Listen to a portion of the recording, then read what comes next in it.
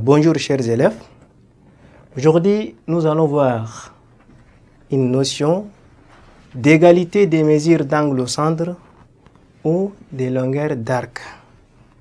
Cette propriété, elle est très importante et elle va nous permettre soit de partir à partir des angles connus pour déterminer les longueurs ou soit à partir des longueurs des arcs qui sont égales pour déterminer les valeurs des angles au centre. D'accord? Donc la première propriété nous dit quoi?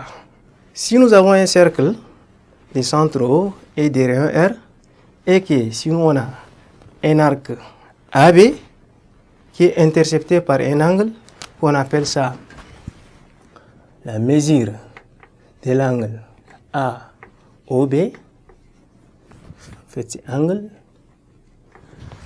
Si la mesure de l'angle OAB, cet angle-là, est égal à la mesure de l'angle COD, c'est-à-dire si cet angle-là est égal à cet angle, cela va nous amener à dire que la longueur de l'arc AB est aussi égale à la longueur de l'arc CD. Si on connaît la mesure de l'arc, si on connaît par exemple la mesure de l'angle AOB, que ce soit en degrés ou bien en radian, et que si la mesure de l'arc COD est égale à la mesure de l'angle OAB, on va jouer directement sur leur longueur. On dit que la longueur de l'arc AB est égale à la longueur de l'arc CD parce qu'elles forment des angles de même mesure. Tout comme quand on connaît, par exemple, si je connais la longueur de l'arc AB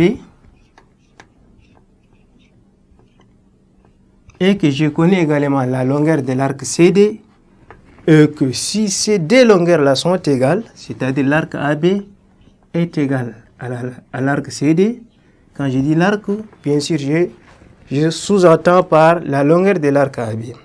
Si ces deux longueurs-là sont égales, cela veut dire que les mesures de l'angle formé entre AOB et mesures de l'angle formé entre COD là sont égales. Que ces deux propriétés sont réciproques.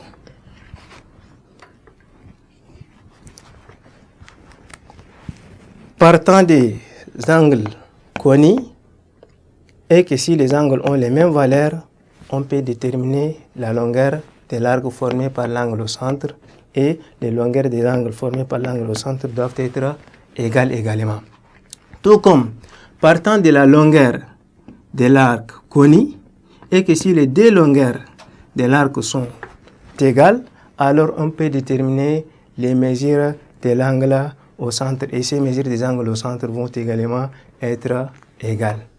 Chers élèves, je pense que c'est comme ça qu'on fait les propriétés d'équivalence entre égalité des longueurs et égalité des mesures des angles interceptés. Autrement dit, des angles au centre qui interceptent un arc.